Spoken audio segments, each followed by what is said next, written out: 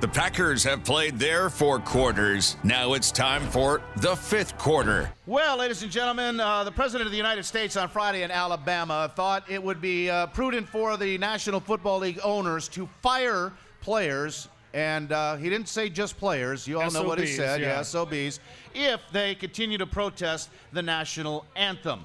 Saturday, he said fans should boycott NFL games if these protests continue.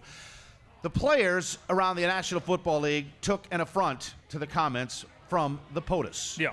And yesterday, all around the league, you saw it. Players locked arm in arms. Some kneeling, some standing at attention, some sitting.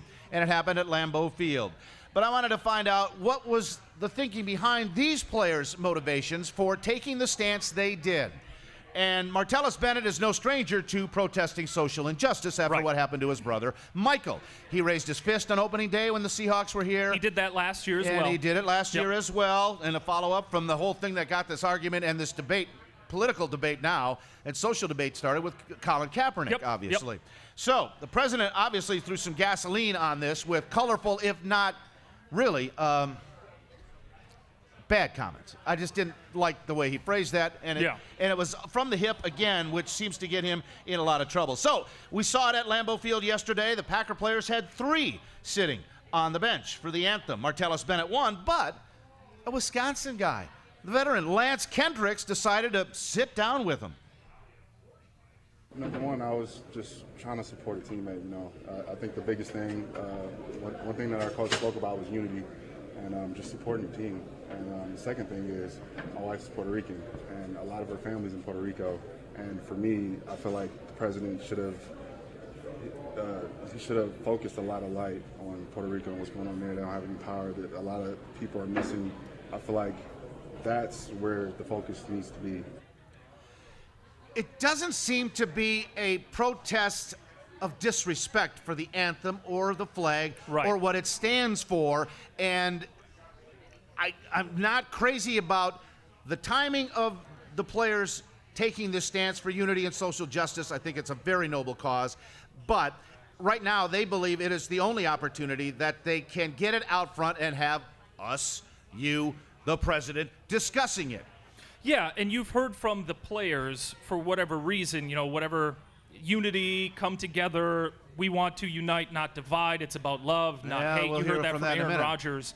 But when this whole thing started with Colin Kaepernick, it was turned into he's disrespecting the flag and the national anthem. And there are some that believe that, and that is your absolute right to believe that, and you can believe what you want. Colin Kaepernick sees it a different way. A lot of players see that a different way, and they absolutely have the right to believe that as well. There are too many. Both sides can coexist peacefully, and that's what you're seeing with the players peacefully protesting. They all say, this is not about the anthem. It's not about disrespect for the flag. Time and time again, they say, we love our veterans. Yeah. I've had a father. I've had a grandfather. I know a guy. Example of that right here. They continue to say the right things, but if people see it as an offense, people see it as an offense. And then it's up to the fan to decide, do I want to spend my money on that, or do I want to spend it somewhere else? I heard on different talk shows today, someone said they were giving back their season tickets. They were no longer going to be a Packers fan because the Packers allowed that to happen. Yeah, they're right. And that's your right as a fan. That is absolutely fine. But I think why the players did this, and this would not have happened if the president didn't call them sons of bees. Yeah. If he wouldn't have labeled it in that way and handled it a little bit more diplomatically, I don't think you would have seen teams stay in the locker room during an anthem. You wouldn't have seen more players sit and take a knee. That wouldn't have happened this weekend. It went from a handful, maybe 24, over 200 players took part yesterday, including a kid we had on just a couple of weeks ago. Kevin King took it upon himself to sit this one out. It was a tough decision, but I haven't sat before. It's something that's been on my mind, but I didn't want to do it because for reasons. But when I heard some comments that were made recently, I kind of put it over the top a little bit. My grandpa is a veteran, and I have no disrespect for that, but in terms of what's going on recently, and I thought today was a great opportunity to to show my support and really what I thought was right. when asked flat out if it was because of the president comments, Kevin said, yeah. Yeah, and that's what Aaron Rodgers said as well. And we'll hear from Aaron in a second. It's because of those comments. Otherwise, you wouldn't have seen the displays that you saw. And for a lot of it, it was a display. It was a display of unity when the guys were linking arms, and you saw that more often on sidelines than not. That had nothing to do with a social issue. That had to do with, hey, we're a team. I stand up for my teammates. We stand up for our fellow teammates all around the league. Yeah, and I agree. Yeah, so while three of them sat, there were several other Packer players who did lock arm in arm, and Aaron Rodgers was among them. You know, on this team, we're going to keep choosing love over hate, unity over division. We'll drop forward, and Kyle.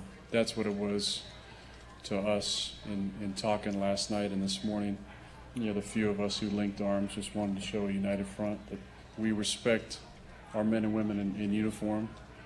We respect our troops. We love them.